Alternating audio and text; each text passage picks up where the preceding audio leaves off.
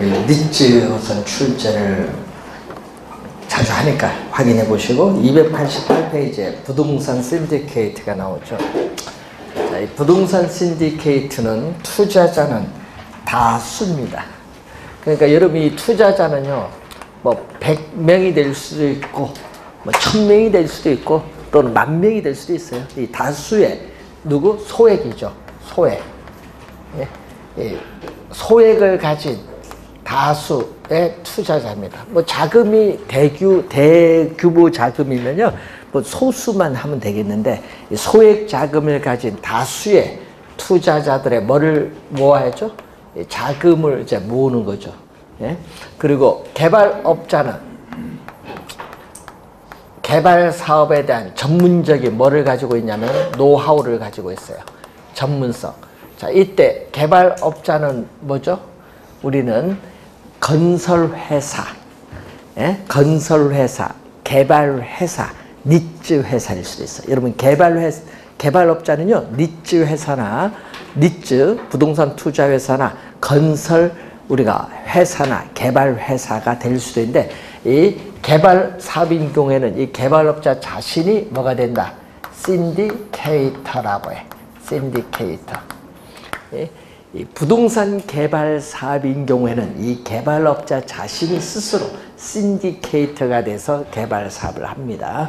자, 이때 이 다수의 투자자들과 개발업자의 전문성 요 두 가지를 뭐 한다? 이 결합을 했어요. 이 결합한 이 투자자 이 집단을 여러분 전문 용어로 거기에 뭐가 나오죠? 부동산 신디케이션이라고 합니다. 자, 부동산 신디케이션. 그래서 부동산 신디케이션은 우선 투자자들이 개발 사업에 자금을 대서 공동으로 개발 사업을 해요. 그렇기 때문에 이거는 무슨 투자냐면 직접 투자다. 직접. 간접이 아니라 직접 투자고 또 무슨 방식? 우리는 지분, 자기 자본을 조달하기 위한 지분금융 방식이다. 지분금융 방식에 의한 개발이 이루어집니다. 이때 다수 투자자들은 투자한 자금 한도 내에서 책임을 져요. 망해도 자기 투자한 자금만 날리면 돼요. 이걸 뭐라고 하죠? 유한이라고 해요. 유한 책임사원. 자, 우리 유한, 그러니까 투자한 자금 한도 내에서만 책임을 지는 것을 뭐라고? 유한 책임사원으로서 그래서 수동적 투자자입니다. 그러니까 회사를 뭐 해요? 조직하고 경영하지 않기 때문에 수동적 투자자고 또 이 개발업자는 어떻게 돼요? 개발업자는 개발 사업에 대해서 무한대로 책임을 져요. 즉 회사를 조직하고 경영하기 때문에 무한대의 책임을 지고 있다. 무한 책임 사원이고 회사를 조직하고 경영하기 때문에 관리 운영의 책임은 누가 지고 있다? 개발업자. 그래서 무한대로 책임을 져요. 그래서 유한 책임 사원과 무한 책임 사원 요 두 가지를 더한 것을 우리는 전문 용어로 뭐라고 하냐? 파트너십이라는 용어를 사용해요. 파트너. 자, 이 파트너십은 이 미국에서 부동산 신디케이션의 대표적 형태가 파트너십인데 이것을 우리 기업의 형태는요, 한명회사, 합자회사, 유한회사, 주식회사 네 가지가 있거든요. 그 중에서 기업 형태 중 합자회사라고 번역을 해요. 합자회사. 합자회사라고 번역을 해요. 파트너십. 자, 이것을 우선 보시면 되겠죠. 기본적으로. 네? 자, 이 기본적인 이 개념입니다. 그런데 자금을 모집을 할 때는 어떻게 돼요? 자금을 모집을 할 때는 개발 사업의 규모가 작을 때는 자, 여러분 개발 사업의 규모가 작을 때는 개별 모집을 해요. 개별 모집을 하는 것을 뭐죠? 사모 방식. 근데 개발 사업의 규모가 클 때는 대규모 자금을 모아야 돼요. 이때는 뭐죠? 공모. 여러분 공모는 공개 모집이죠. 자, 여러분 요즘 뉴스에 보면은 우리가 어떤 A라는 회사를 주식 공모한다 얘기 많이 하죠. 공모, 공개 모집을 한다. 이건 개발 사업의 규모가 클 경우에 어떻게 돼? 대규모 자금을 모을 때. 그래서 이 공모 방식인 경우에는요, 대규모 자금을 모으기 때문에 미국에서는 투자자가 31명이 넘어가면 반드시 공모 방식을 하도록 해요. 왜? 규제를 많이 하기 위해서. 응? 공모 방식 규제가 많죠, 뭐. 자, 우선은 그 개념을 간단히 한번 보시고, 자, 여러분 교재 290페이지에 작년에 또 출제를 했는데, 자, 또 별표. 이제 여러분 27회 시험에도 출제했고, 또 29회 시험에도 출제를 했었죠. 자, 프로젝트 파이낸싱. 자, 파이낸싱은 금융입니다. 그러면 프로젝트 파이낸싱을 프로젝트 금융이라고 해요. 그리고 뉴스나 신문에 보면은 관로 안에 이걸 또 간단히 우리 뭐라고 해요? PF라고 해요. PF 방식. PF 약어로. 그래서 이 프로젝트 금융은 중요한 것은 시험에 나올 때 주의해야 되겠죠. 부동산을 담보로 금융기관으로부터 대출을 받는 방식이 아니다. 부동산 담보 대출 방식이 아니다. 부동산을 담보로 제공하고 금융기관으로부터 대출을 받는 방식이 아니라는 것을 항상 염두에 두시고, 자, 이 사업주가 있어요. 사업주는 이미 사업을 하고 있어요. 사업주를 스폰서라고 하는데, 사업주는 이미 사업을 하고 있는데 우리가 어떤 개발 사업을 하고자 하니까 어떻게 돼요? 금융기관에서 융자에 제한이 있어서 융자를 안 해줘요. 그래서 뭐를 만든다? 개발 사업을 위해서 우리 별도의 회사를 하나 출자를 해서 만들죠. 그래서 그것을 바로 특수법인입니다. 이 특수법인을 하나 만드는 거죠. 이 특수법인이 바로 프로젝트 시행회사죠. 자, 프로젝트 시행회사를 만들어요. 자, 그러면은 특정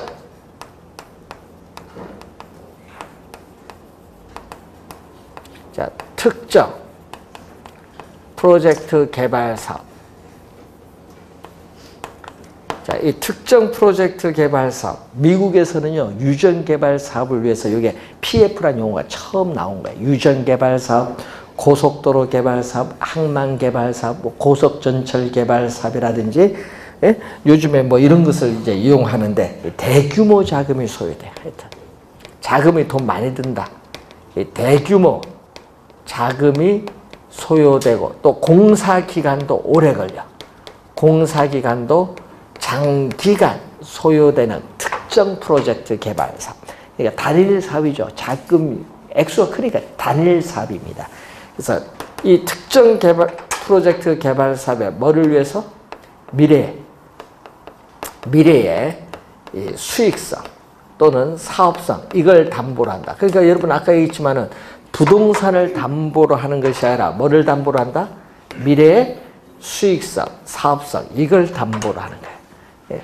그러면 여러분 이것을 담보로 하기 때문에 만약에 수익성이 없으면 어떻게 돼요? 수익성 없으면 담보가 안 되겠죠. 수익성이 있어야 되는 거야. 그래서 이 프로젝트 시행회사의 재무상태표, 과거의 대차대조표인데 이 재무상태표상에 뭘로? 부채로 뭐를 발행한다? 회사의 채권을 발행해. 예? 그러니까 사업주가 아닙니다. 이 프로젝트 시행회사의 재무상태표상 부채로서 회사채를 발행해서 개발 사업에 필요한 자금을 조달해요. 그런데 문제는 이 회사채를 누가 인수하냐면 금융기관이 인수하는데 금융기관이 인수 안 할 수 있죠. 왜? 개발 사업에 수익성이 없으면 인수 안 해요. 그렇기 때문에 이 프로젝트 시행회사는 이 개발 사업에 수익성이 있다는 것을 여러 가지 자료를 금융기관에 제출하면서 보고를 해야 돼. 그래 융자받죠. 그러니까 정보에 뭐가 줄어든다? 계속 정보를 제공해 줘야 되니까 정보의 비대칭성, 정보를 많이 보유한 사람과 적게 보유한 사람의 차이가 점점 줄어들죠. 계속 정보를 제공해 줘야 되니까. 정보의 비대칭성이 줄어든다는 장점이 있어요, 우선.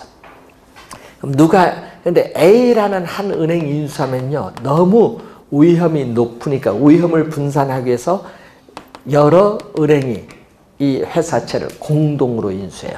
공동으로 인수하는 것을 전문용어로 신디케이션, 신디케이션 론이라고 해요. 그래서 대주단을 결성해서 이 신디케이션 형태로 뭐를 우리는 회사채를 공동으로 인수한다. 여러분 론이라는 건 대출이죠. 론. 신디케이션 형태로 대출을 해주죠. 누구에게? 시행회사에. 대주단이 자금을 개발 사업에 필요한 자금을 대출할 때는 누구 입장에서? 우리는 대출자, 금융기관, 대출자 입장에서 대출을 해줘요. 그러면 뭐를 받죠? 대출을 해줬으니까 이 자를 받는데 또 우리 PF, 프로젝트 이 파이낸싱의 금리는 기업 대출 금리. 자, 여러분 기업에 있어서의 대출 금리가 예를 들어서 4%면 요거는요 13, 4% 거의 3, 4배 이상 요게 높아요. 그럼 이 사업이 성공하면 어떻게 돼요? 금리가 높으니까 금융기관은 높은 수익을 얻을 수 있다. 얘기예요. 사업이 성공하면. 예? 근데 성공 안 하고 망할 수도 있지 뭐. 예? 그래서 이 특정 프로젝트 개발 사업의 미래의 현금 흐름, 미래의 현금 유입과 현금 지출, 이 현금 흐름을 이 회사채를 발행한 것에 대한 뭐죠? 상환, 금융기관에 상환을 해야 될 재원으로 보는 거예요. 근데 수익성이 없으면 상환 재원이 없잖아요. 망하는 거지 뭐. 그래서 여러분이 이 개발 사업이 망하면요, 이 금융기관은 이 프로젝트 시행회사가 가지는 자산과 미래의 현금 흐름에 대해서만 원리금 상환을 요구할 수 있지, 사업주에는 원리금 상환을 요구할 수 없어요. 그래서 사업주는 개인적인 채무가 없는 뭐를 원칙? 비소극 금융을 원칙으로 한다. 시험에 한 또 이것도 4번 정도 나온 것 같아. 비소극 금융을 원칙으로 하는데 또 뭐를 했어요? 보증을 한 경우 있죠. 자, 여러분 개발 사업에 나는 이 개발 사업에 20%는 보증했다. 그럼 보증하면 책임을 질까요, 말까요? 보증하면 책임져야지 그 부분. 그러니까 뭐에 대해서만 보증한 부분에 제한을 둬서 여기는 보증한 부분에 제한을 둬서 요건 책임을 져야 돼. 그러니까 원리금을 갚아야겠죠. 그래서 이것은 제한 소극 금융이다. 일반적인 경우죠. 그래서 우리 비소극 금융을 원칙으로 하는데 보증이 있는 경우가 거의 대부분이다 보니까 일반적인 경우는 소극, 제한 소극 금융인 경우가 일반적이죠. 자, 사업주는 자신의 재무상태표상에 있어서 부채로 우린 자금을 조달하는 것이 아니라 프로젝트 시행회사가 조달한 자금을 누가 이용한다? 사업주가 이용하죠. 그래서 자신의 어떻게 돼요? 재무상태표와는 아무런 관계없어. 그래서 장부 외에 자금을 융통받는 효과가 있어요. 여러분 사업주가 가지는 장점이죠. 그래서 이것을 채무, 부채를 수용할 수 있는 능력이 이미 대출받은 금액이 더 많은 자금을 조달 가능하니까 채무, 부채를 수용할 수 있는 능력이 이전보다 더 높아진다. 이것은 사업주가 가지는 장점. 자, 금융기관은 또 위험이 높잖아요. 예? 예? 미래 수익성을 담보로 하니까 위험이 높아요. 그렇기 때문에 금융기관은 위험을 또 분산시키기 위해서 여러 이해관계자들에게 보증을 요구해. 예를 들면 원료 공급업자, 구매자, 국책사업일 경우인 정부, 또 시공회사인 건설회사 등 다양한 형태의 보증을 요구합니다. 뭘 하기 위해서? 위험을 분산하기 위해서. 그리고 돈은 누가 관리하냐? 프로젝트 시행회사나 사업주가 돈 관리하면 안 돼요. 예, 요거 안 쓰고 다른 데로 빼돌릴 수도 있어. 예? 그렇기 때문에 돈은 어떻게 돼? 객관적인 곳에서 관리해야 돼. 어디서 관리해야 돼요? 부동산 신탁회사에서 관리해야 돼. 자, 이 부동산 신탁회사에 에스크로우 계정이 있어요. 예? 에스크로우 계정을 위탁관리계좌라고 합니다. 자, 에스크로우 계정을 위탁관리계좌인데 이 신탁회사의 에스크로우 계정에서 뭐를? 자금을 관리한다. 자, 여기서 우리는 자금을 관리한다. 그러니까 자체적으로 여기서 관리하는 것이 아니라 여기서 관리해. 또 지금 개발 사업 하는데 여기 누가 많이 개입해요? 여러 이해관계자들이 많아요. 개발 사업 하는 데 있어서. 그래서 계약상의 절차의 복잡성이 나타나요. 그리고 그에 따르는 또 개발 사업이 지연될 가능성이 많다는 문제점도 있습니다. 자, 그런 특징들이 여러분 291페이지에 거기에 290페이지 밑에 정통적인 저당과의 차이점 그리고 프로젝트 파이낸싱 특징에 있어서 그러한 내용들을 이제 나와 있는 그러한 내용이 되겠습니다.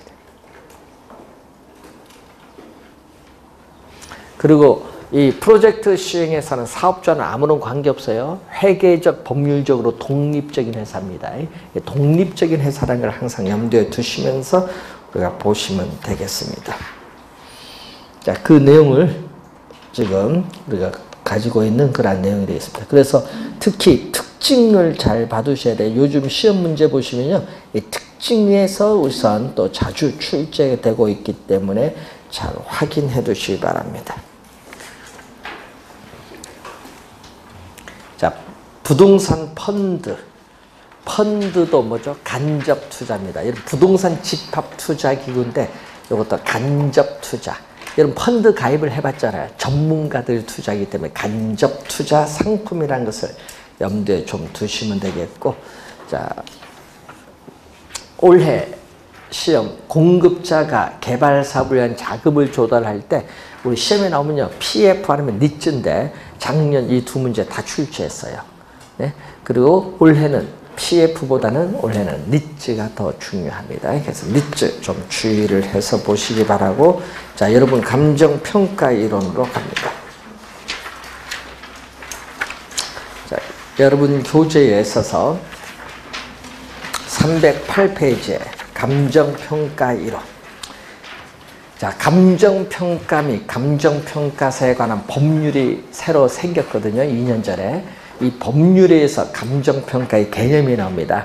토지 등의 경제적 가치를 판정하여 그 결과를 가액은 화폐액입니다. 얼마. 가액으로 표시하는 것을 감정평가라고 합니다. 그래서 이 감정평가가 필요한 이유는요, 여러분이 전문가가 아니잖아요. 토지의 특성으로 인해서 부동산 시장이 합리적 시장이 형성이 어렵고, 예? 그리고 또 토지에 있어서 특히 뭐 부증성이라든지 뭐 이런 특성이 있어서 그렇습니다. 그리고 또 부동산이 가지는 사회성 공공성으로 인해서 감정평가도 사회성 공공성을 가져요. 여러분이 감정평가한 결과가 개인 또는 사회에 미치는 영향이 크거든요. 그래서 공정한 평가가 요구돼요. 여러분 요즘 보세요. 여러분 정부가 지금 뭐죠? 부동산 가격 잡기 위해서 어떻게 돼요? 평가는 감정평가사가 독립기관이거든요. 자기들이 거기에 매년 어떻게 돼요? 거기에 맞춰서 이렇게 평가를 해야 되는데 정부가 가이드라인 얼마 이상 평가라 이렇게 하면 안 되지. 그래서 지금 문제가 생기는 거예요. 그래서 여러분이 이제 4월달 가면 2월달 이제 표준지 공시지가가 이제 발표가 되고 이제 4월달 가면은 이제 여러분 재산세 개별 뭐죠? 주택 가격, 공동주택 가격이 나오면 이제 그걸 기준 이제 세금이 이제 나올 거 아니에요? 5월달 개별 공시가 나오면 이제 또 세금 나오는데 그 세금이요, 여러분 상당히 어떻게 돼 보기보다는 좀 높을 거예요. 여러분 우리는 뭐 언론에서 뭐 나온 건 뭐 이거 여러분 봐야 알지 뭐. 옛날에도 그랬거든요. 언론에서는 뭐 다 방송에서 적게 나온다 했는데 실제로는 어떻게 많이 나와서 체감이 상당히 높았어요. 옛날 2000 4년도에. 그래서 올해도 세금이 좀 높지 않을까, 여러분이 부담을 해야 될 세금.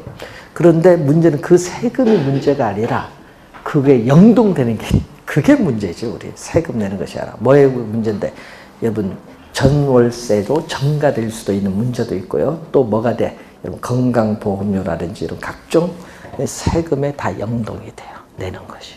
그래서 그게 좀 문제가 될 수 있다. 내년도에는. 그래서 여러분이 그래서 감정평가 공정하게 해야 돼요. 잘못하면요 큰일 나요.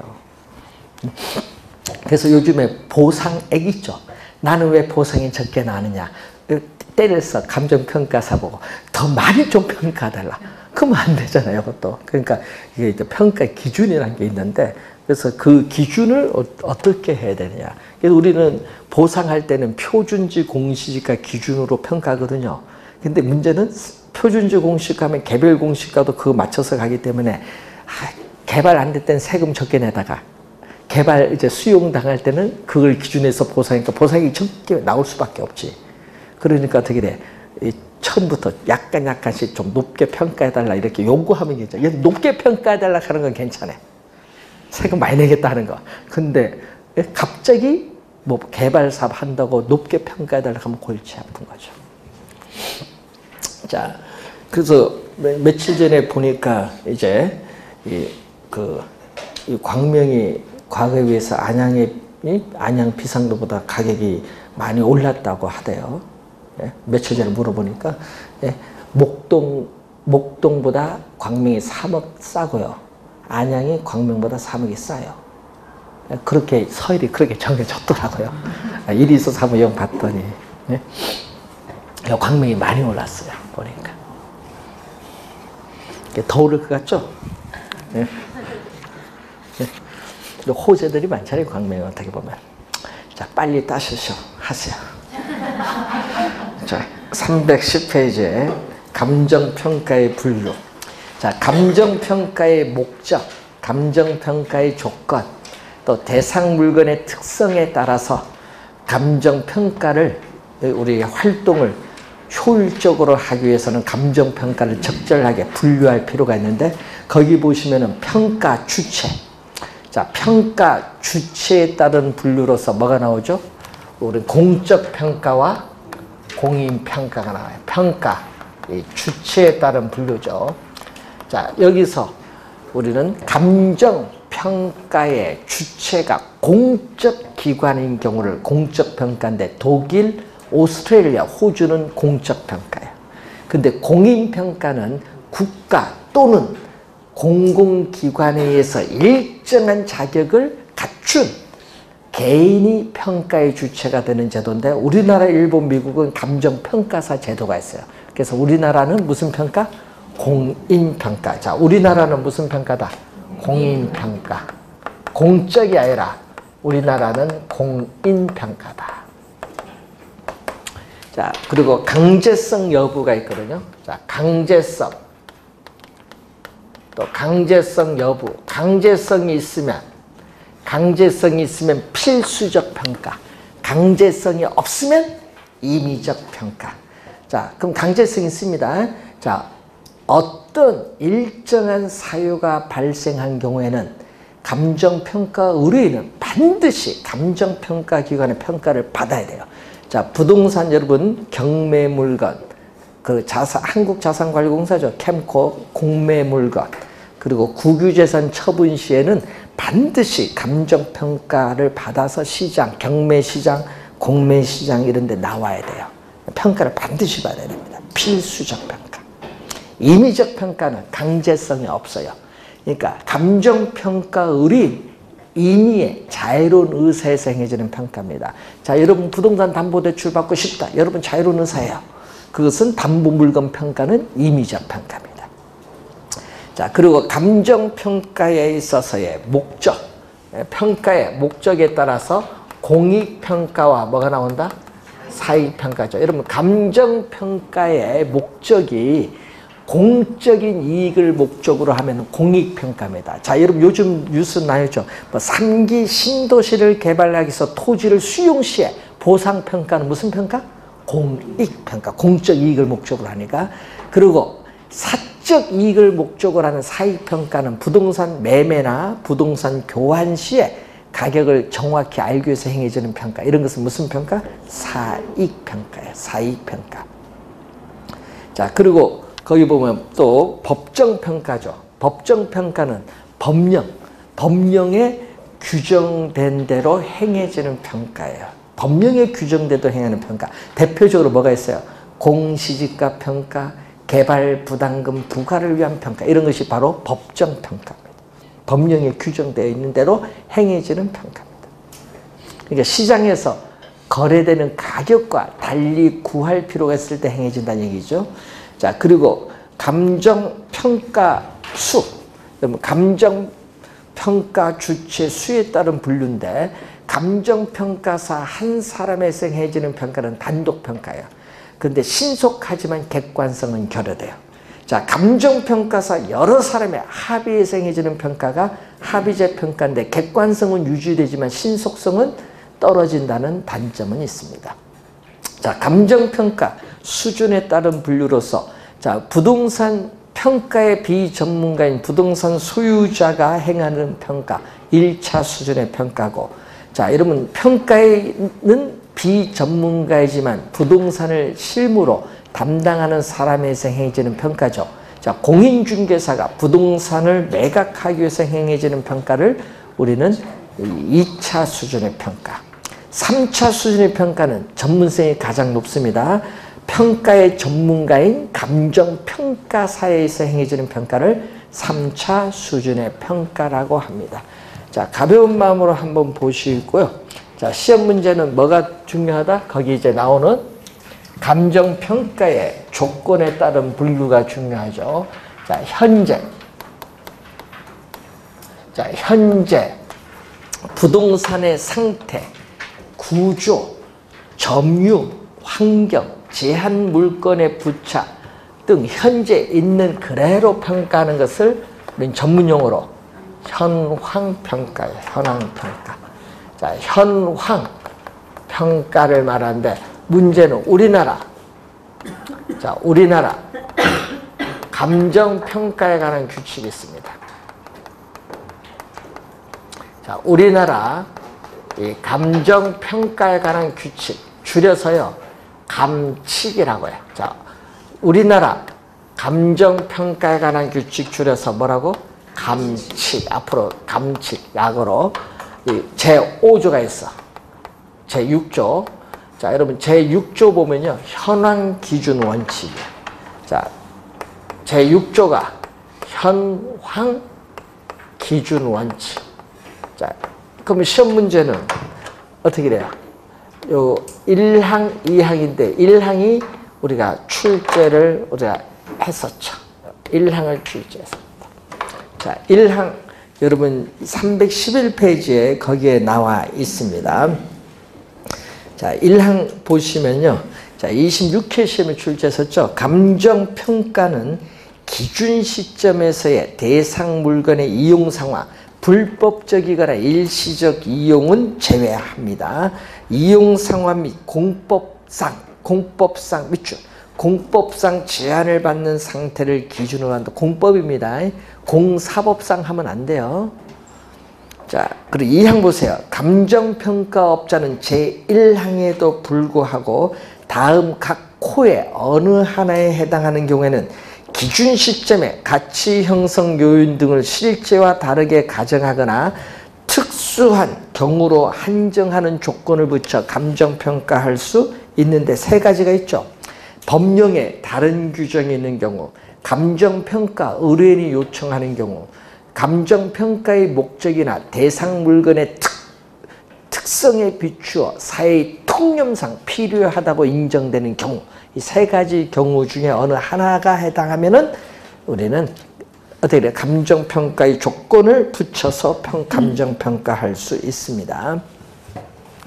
자, 1항에 한번 출제했고요. 그 다음에 과거로 갑니다. 자, 여러분 민사사건, 형사사건이 나타나죠. 이러한 재판상의 분쟁이 발생했을 때 과거의 일정 시점을 기준으로 하는 것을 기준으로 해서 행해지는 평가를 소급평가, 소급평가. 자, 미래로 갑니다. 가까운 미래에 도래가 확실하다. 여러분 가까운 미래에 도래가 확실하다.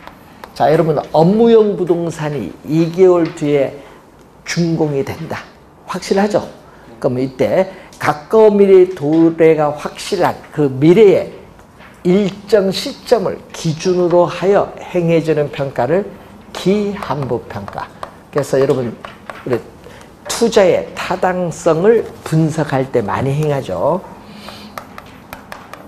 자, 그런데 미래는 미래예요. 근데 미래는 미래인데 확실한 것이 아니라 뭐죠?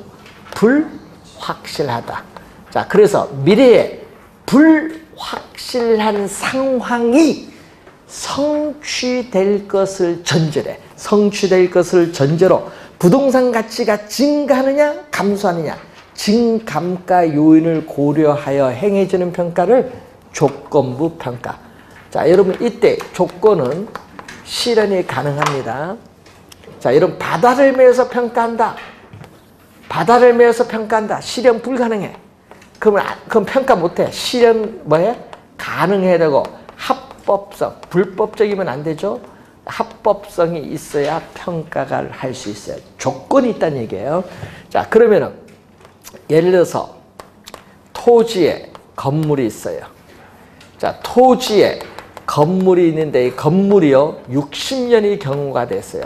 그러면 노후화가 진행돼서 철거를 하긴 해야 되는데 언제 철거를 해야 될지 몰라요. 아직 철거 불확실해요.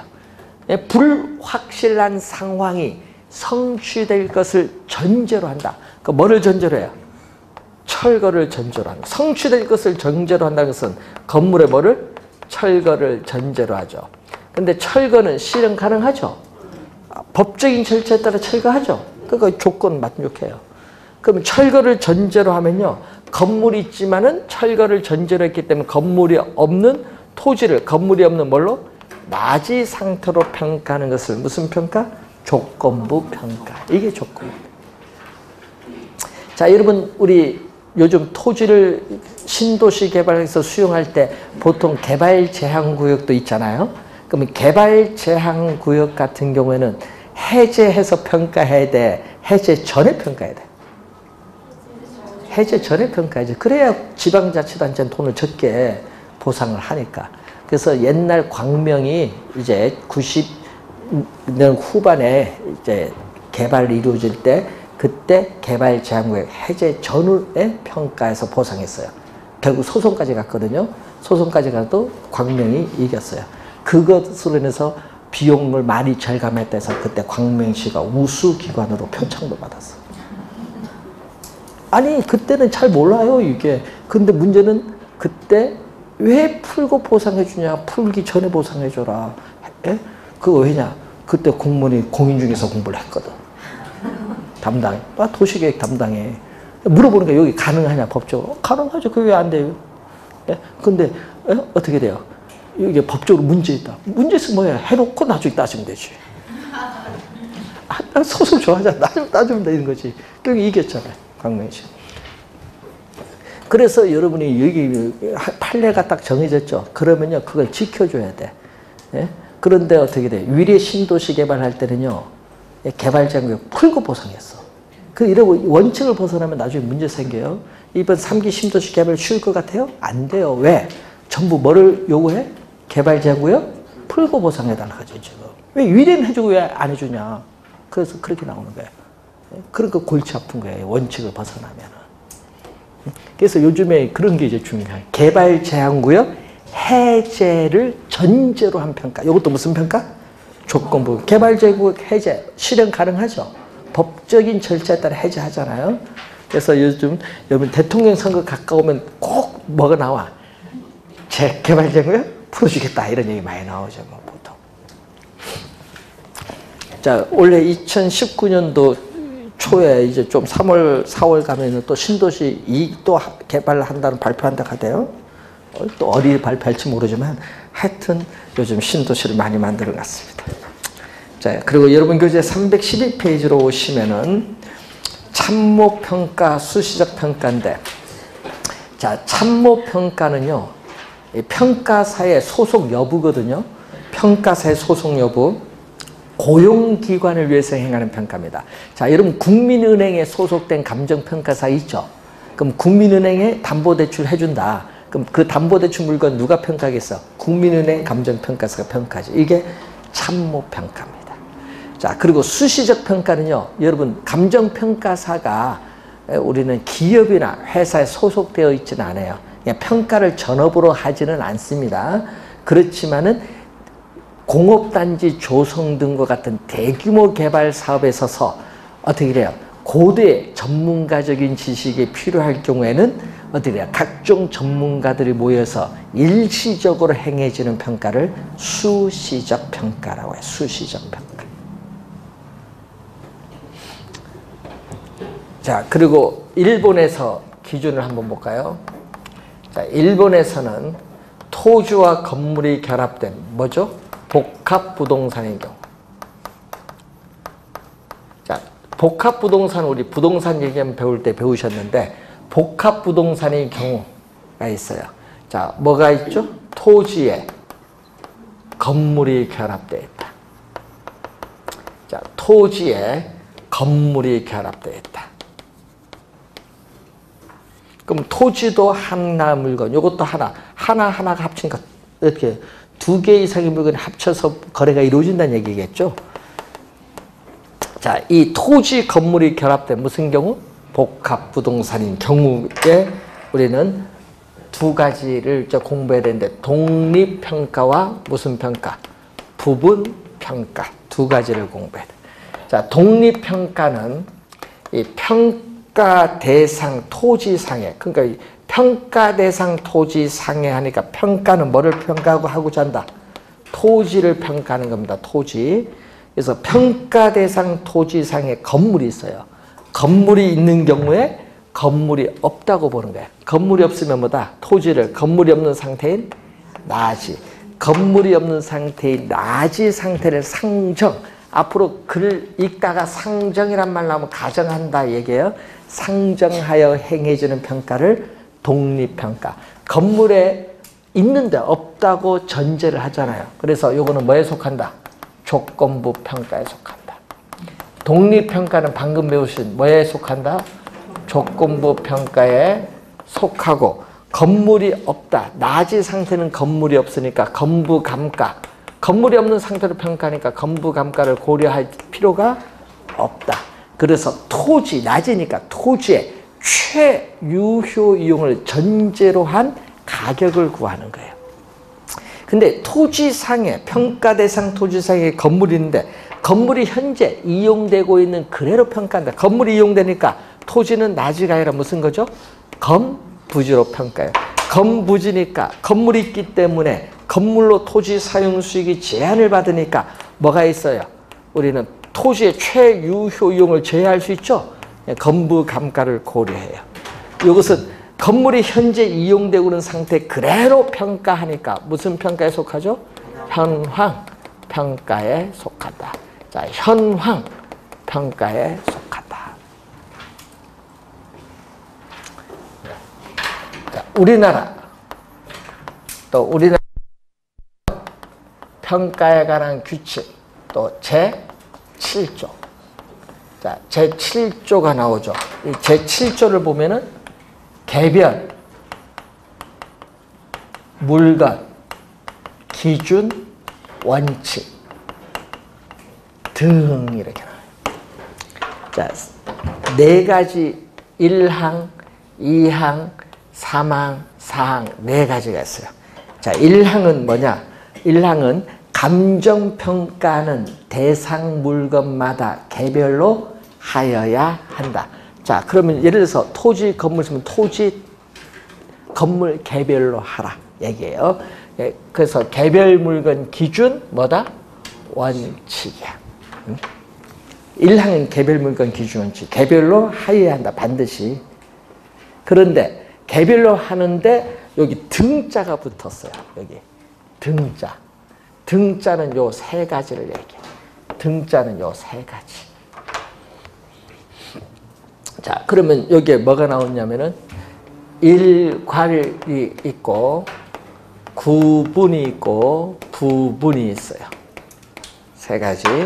자, 일괄 평가입니다. 여기는 둘 이상.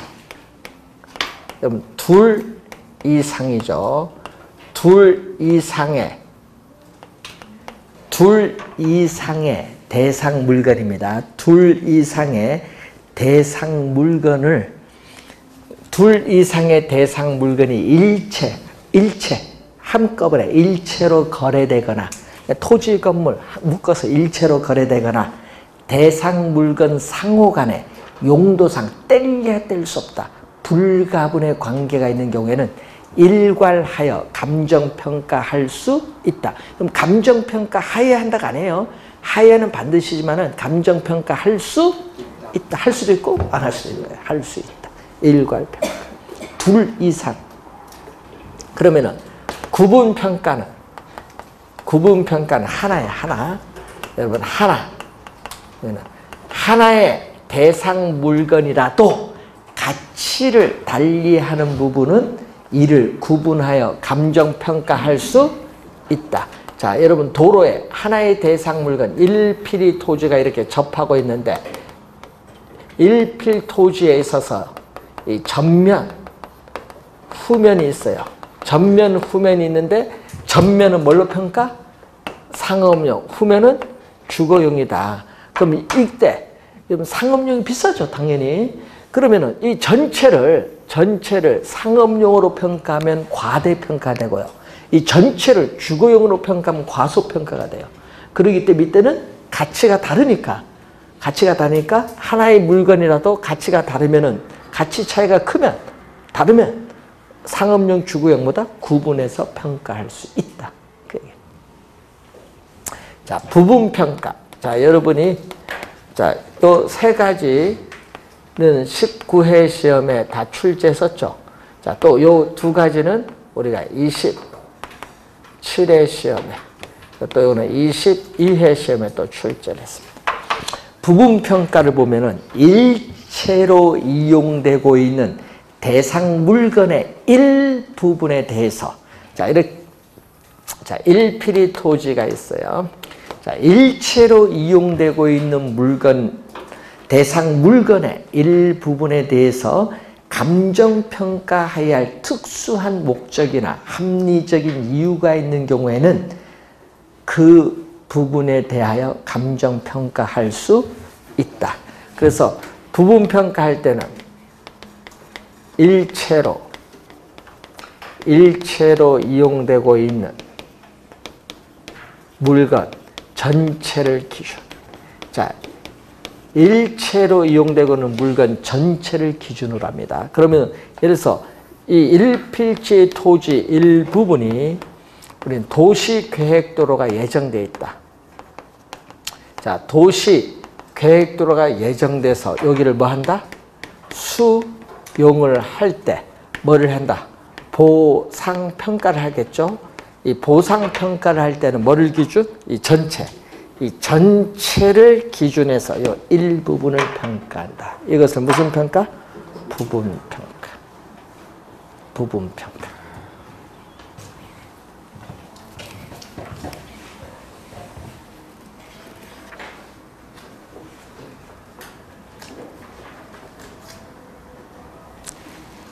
자, 여러분 교재에 있어서 315페이지에 가치 이론은 잠시 쉬고 시작하겠습니다.